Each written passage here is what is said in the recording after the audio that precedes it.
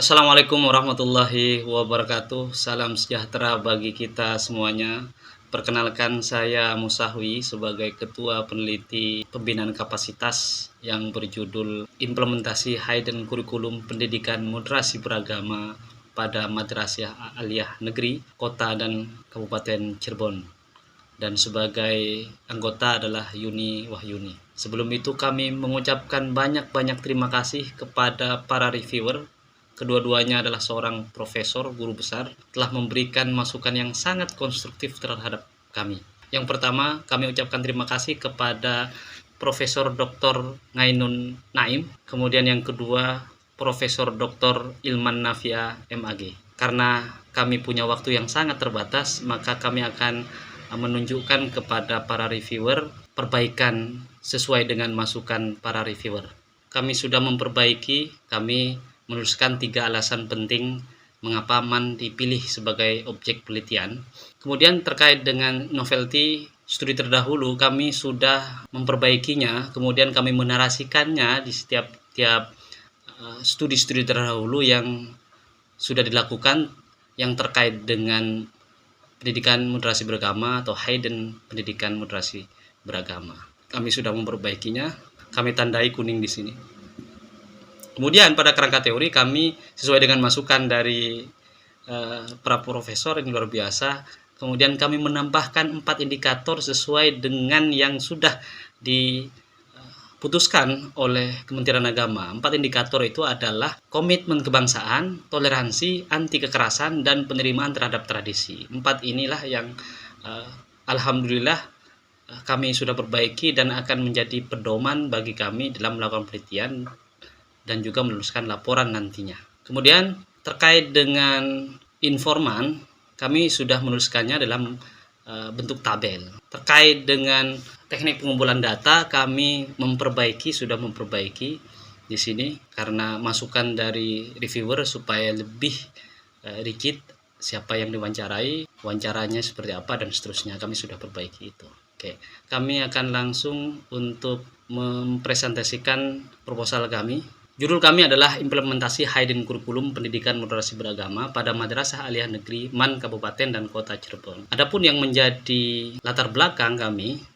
mengapa melakukan penelitian ini adalah berdasarkan keputusan Kementerian Agama nomor 187 tahun 2019 tentang implementasi kurikulum moderasi beragama, kemudian keputusan Dirjen Pendis nomor 7272 tahun 2019 tentang pedoman moderasi beragama. Kalau kita lihat dari sejak ini diputuskan, maka tingkat madrasah aliyah negeri mestinya membuat pembelajaran hidden kurikulum. Hidden kurikulum itu adalah bentuk pembelajaran yang sesungguhnya tidak tertulis secara eksplisit di dalam kurikulum pendidikan, tetapi diajarkan di dalam keseharian para pelajar. Sehingga ini penting untuk diteliti karena sifatnya yang tak tertulis, maka perlu kita meneliti lebih jauh seperti apa penyelenggaraannya. Kemudian di sini Madrasah Aliyah seperti yang kami sudah ungkapkan, salah satu alasannya karena memang secara moral, secara legal,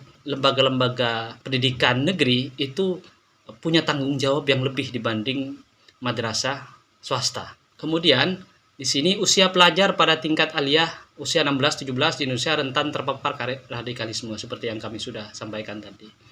Jadi latar belakangnya adalah kami ingin melihat sejauh mana nantinya implementasi hidden kurikulum itu dilakukan dan nanti melihat bagaimana sumber daya manusia, sumber daya lingkungan sekitar yang menopang itu apakah sudah berjalan dengan baik atau masih ada hal-hal yang perlu diperbaiki. Kemudian rumusan masalahnya sebagaimana sudah ini ya menjadi masukan, kami kemudian membreakdown rumusan masalah itu ke dalam 4 poin di sini. Jadi breakdown yang pertama pada rumusan masalah, bagaimana implementasi hidden kurikulum pendidikan moderasi beragama pada Madrasah Aliyah Negeri di Kabupaten dan Kota Cirebon. Secara khusus kami akan meneliti seperti apakah bentuk-bentuk penerapan hidden kurikulum moderasi beragama dalam pembelajaran di ruang kelas. Gitu. Karena masukan dari reviewer supaya meneliti bagaimana praktiknya di ruang kelas. Gitu. Kemudian yang kedua, bagaimana desain kegiatan hidden kurikulum moderasi beragama di luar kelas. Jadi ada di dalam kelas, ada di luar kelas. Di luar kelas itu mungkin dalam bentuk kegiatan ekstrakurikuler dan seterusnya. Kemudian yang kedua, bagaimana keselarasan pemahaman dan perilaku aktual pelajar tentang nilai-nilai moderasi beragama pada Madrasah Aliyah Negeri Kabupaten dan Kota Cirebon. Kami turunkan ke dalam poin-poin yang akan kami teliti adalah bagaimana pemahaman pelajar tentang nilai-nilai moderasi beragama itu sendiri. Jadi kami ingin melihat pemahaman, pengetahuan tentang moderasi beragama dan nilai-nilai baik dari moderasi beragama kepada para pelajar.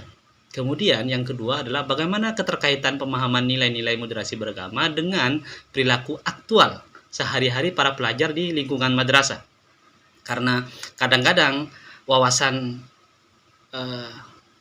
seseorang, wawasan pelajar itu belum tentu selaras dengan tindakan dan perilaku, maka kita mesti memastikan bahwa pemahaman mereka tentang moderasi beragama itu selaras dengan perilaku sehari-hari, tindakan sehari-hari dalam relasi-relasi sosial mereka antar siswa, guru, dan jajaran-jajaran di lingkungan sekolah. Gitu.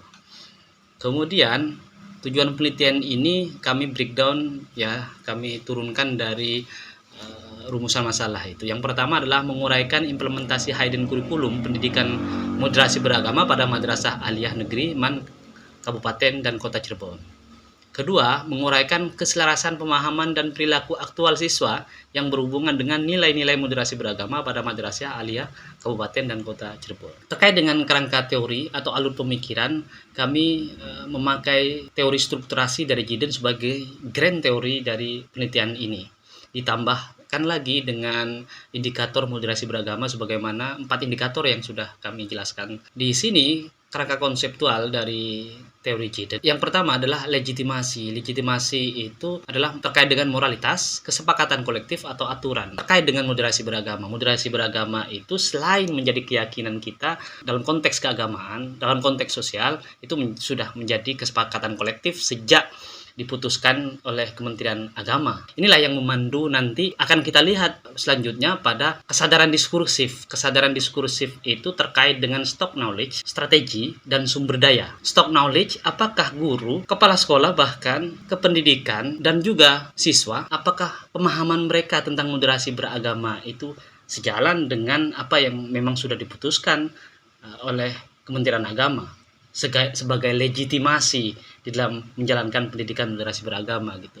Kemudian strateginya seperti apa? Kemudian sumber dayanya seperti apa? Yang berikutnya adalah kesadaran praktis. Kesadaran praktis adalah kesadaran di mana orang bertindak yang terkait dengan nilai-nilai moderasi beragama. Kemudian metode penelitiannya, yaitu penelitian ini menggunakan prosedur penelitian kualitatif dengan menekankan pada konteks, refleksivitas, dan deskripsi mendalam. Konteksnya seperti apa, konteks dalam arti secara empirik itu seperti apa, kemudian refleksivitas seorang peneliti seperti apa terkait dengan moderasi ini, kemudian mendeskripsikannya secara mendalam. Kemudian teknik pengumpulan data, kami sudah memperbaiki sumber data kami adalah wawancara mendalam dan FGD. Wawancara mendalam pada subjek utama penelitian ini, yaitu unsur pimpinan, kepala madrasah, dan jajarannya sampai ke pendidikan gitu ya. Kemudian guru dan pelajar, perwakilan dari mereka. Adapun FGD dilakukan secara kolektif, menjaring masukan dan seterusnya supaya kita tahu apa kekurangan dan kelemahan daripada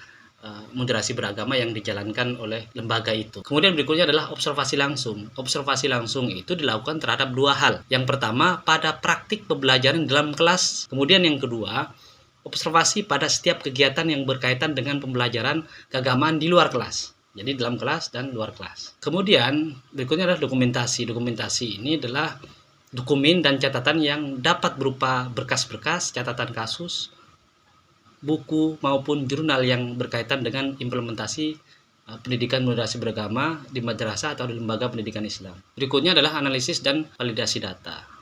Jadi setelah kita mendapatkan data, hal yang paling utama kita kemudian membuat ringkasan, menelusuri tema, dan membuat satuan data yang lebih kecil yang kita sebut dengan coding sesuai dengan rumusan masalah penelitian ini. Kemudian penyajian data. Penyajian data ini kemudian setelah kita menelusuri tema-tema itu kemudian membuat uraian-uraian naratif dari masing-masing tema itu terkait dengan implementasinya seperti apa. Kemudian menghubungkan antara kategori melalui bagan dan diagram alur.